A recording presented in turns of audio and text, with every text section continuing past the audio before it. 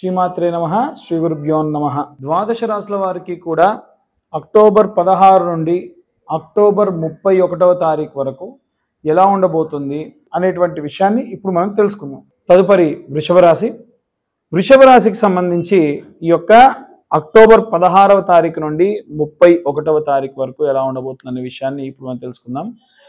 ముఖ్యంగా వృషభ రాశి అనగానే శుక్రుడు యొక్క గమనం అనేటువంటి దాన్ని మనం పరిగణలోకి తీసుకోవాలి. ఎందుకంటే ఆయన రాశ్యాధిపతి శుక్రుడు, ఆయనకు కావాల్సింది ట్రాన్స్పరెన్సీ అండి. ఎవరైనా సరే ఉన్న విషయం ఉన్నట్టు చెబితే ఆ నిమిషం కోపం వచ్చినా సరే వాళ్ళు తరువాతకి ఆ యొక్క కోపాన్ని ప్రకటించకుండా కొంచెం కూల్ అవుతారు. అబద్ధం చెబితే వీళ్ళకి అస్సలు నచ్చదు. ఎందుకంటే వీళ్ళకు ట్రాన్స్పరెన్సీ ఆయన మంత్రంలోనే ఉంటుంది. స్ఫటిక వర్ణం, స్ఫటిక గంధం, స్ఫటిక పుష్పం, స్ఫటిక మాల్యాం భరధరం, స్ఫటిక ఛత్రధ్వజ పతాకా విశోభితం. ఇలా ఈయన యొక్క ఉండేటువంటి స్థానాలు కూడా చూడండి. ప్రాగ్ దిగ్భాగే అంటే కరెక్ట్గా తూర్పు భాగంలో ఉంటాడు. అక్కడ ఇంద్రుడు, సూర్యుడు యొక్క గమనాలు అధికంగా ఉంటాయి. కాబట్టి మొత్తం మీద ఈ శుక్రుడు సూర్యుడికి అలాగే ఇంద్రుడికి ఒక రాయల్, ఒక ట్రాన్స్పరెన్సీ, కట్టుదిట్టమైనటువంటి ఒక హంబుల్నెస్ కలిగినటువంటి వాళ్ళు, గ్రాటిట్యూడ్ చూపించే వాళ్ళు ఎక్కువగా ఉంటారు. అందులో భాగంగా అయితే ఇప్పుడున్న గోచారంలో శుక్రుడు బాలేడు కాబట్టి వీరు సాధారణంగా ఏంటంటే ఈ గ్రహ సంచారాలు, ఈ వీళ్ళ రాష్ట్రాధిపతుల యొక్క గ్రహ సంచారం బాగాలేకపోతే వీళ్ళ యొక్క స్వీయ స్వభావాలు అనేటువంటివి మారుతూ ఉంటాయి. అంటే ఏదో తెలియని ఒక లోనెస్ ఉండడం, అనవసరంగా ఏది మాట్లాడినా ఒక వైరాగ్య ధోరణిలో మాట్లాడడం, నాకు ఏది వద్దు ఇలాంటి ధోరణిలో మాట్లాడడం అధికంగా జరుగుతూ ఉంటుంది. వృషభ రాశిలో ఉన్న వారికి 11వ ఇంట శని, 10వ ఇంట రాహు. ఎందుకంటే వెనక్కి వస్తున్నారంటే చెప్తా. రాహువు శుక్రుడు ఎవరైతే ఈ అనుసంధానమై ఉంటుందో ఈయనకు సపరేట్గా రాహుకు ఇల్లు అంటూ లేదు. శుక్రుడు ఎక్కడుంటే అదే ఇల్లు. సో లాభస్థానంలో రాహు ఉన్నాడు. ఏమవుతుంది, రాహు కనుక లాభస్థానంలో ఉంటే వద్దు అంటున్నా కానీ క్రెడిట్ ఇస్తారు, అప్పిచ్చే వాళ్ళు ఉంటారు.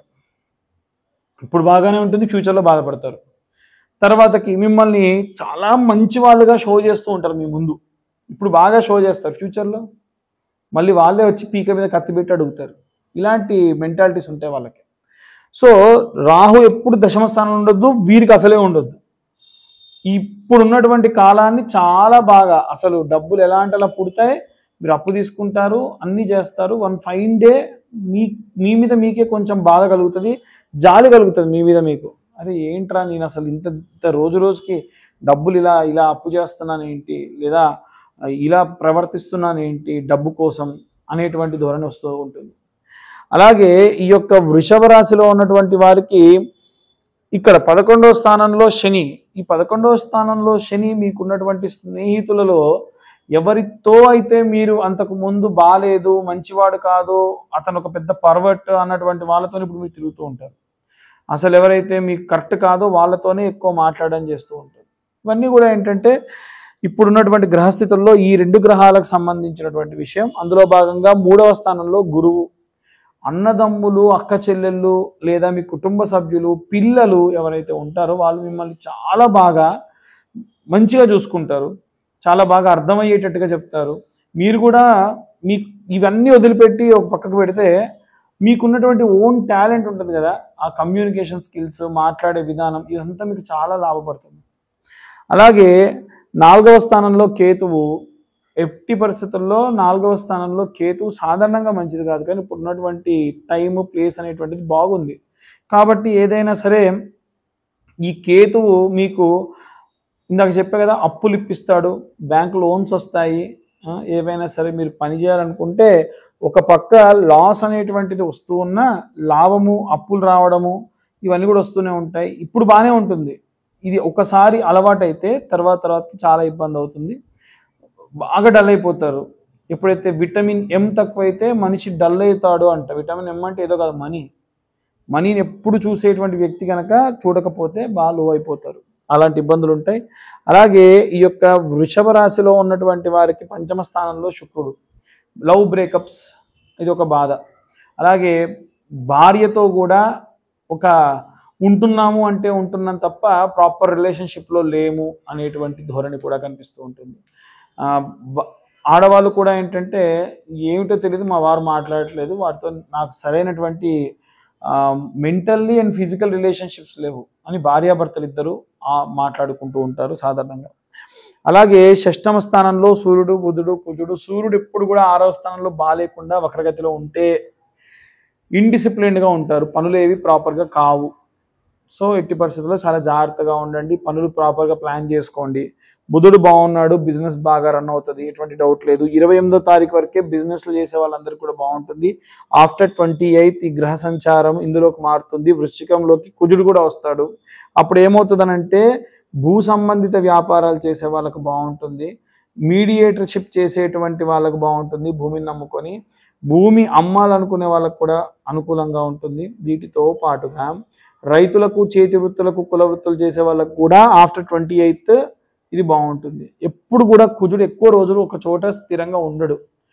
ఆయన ఫాస్టెస్ట్ మూవింగ్ ప్లానెట్ కాదు, బాగా ఫాస్ట్గా చాలా తొందరగా నడిచేటువంటి గ్రహం కానప్పటికీ కుజుడు ఏంటంటే ఇచ్చేటువంటి కారకత్వములు చాలా డిఫరెంట్గా ఇస్తూ ఉంటాడు. కాబట్టి చాలా జాగ్రత్తగా ప్లాన్ చేసుకోండి. ఇప్పుడు నేను చెప్పిన ఎలిమెంట్స్లో ఏమున్నా సరే, ముఖ్యంగా ఉద్యోగస్తులకు చాలా బాగుంది ఈసారి, రాజకీయ నాయకులకు బాగాలేదు, అలాగే సినిమా వాళ్ళకు బాగాలేదు, ఈ 28వ తారీఖు వరకు కూడా బాగాలేదు, 16వ తారీఖు నుండి. అలాగే ప్రత్యేకంగా గవర్నమెంట్ ఎంప్లాయీస్కి కూడా బాగాలేదు, వాళ్ళకు వచ్చేటువంటి జీతాలు భత్యాలు కూడా ఆగొచ్చు. కాబట్టి చాలా జాగ్రత్తగా అన్ని ప్లాన్ చేసుకోండి. ఇక అన్ని వర్గాల వారికి కూడా మనం ఎలాంటి మంత్రం చదవాలనేటువంటి రెమెడీస్ తెలుసుకుందాం. సాధారణంగా ఇవన్నీ గోచార రీత్యా చెప్పే విషయంలో మాత్రమే. ఎవరికైనా సరే ఇన్ డీటెయిల్డ్గా వాళ్ళ జాతకం ఎవరికైనా కావాలి అనుకుంటే కనుక కింద ఉన్న నెంబర్కి కాంటాక్ట్ చేయండి.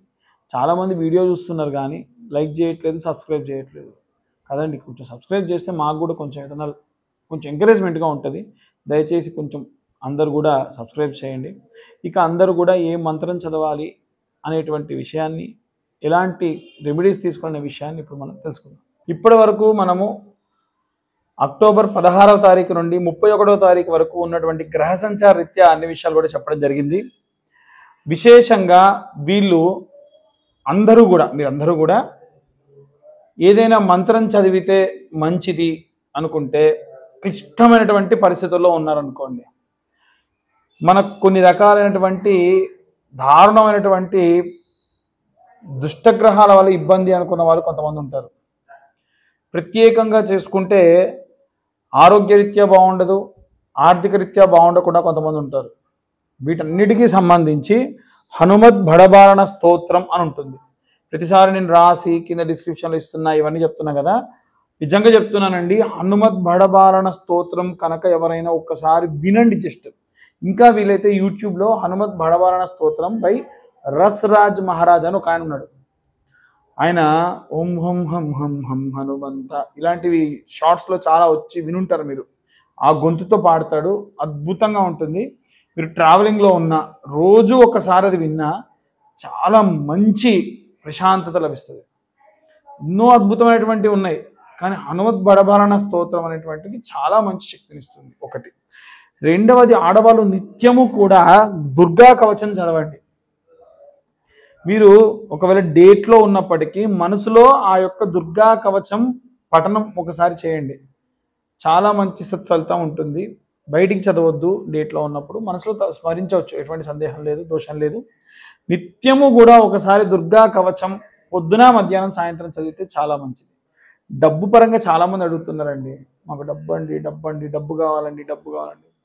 రెండే విషయాలు, మీరు ఐశ్వర్యవంతులు కావాలా, ధనవంతులు కావాలా? ఐశ్వర్యవంతులు అంటే సంపాదించిన సంపాదన ఇంటి దాకా రావడం, అప్పులు కాకపోవడం, కడుపునిండా తినడం, కంటినిండా నిద్రపోవడం, వీలైతే ఒకటికి ఇచ్చే స్టేజ్లో ఉండడం, దీన్ని ఐశ్వర్యవంతుడి లక్షణం అంటారు.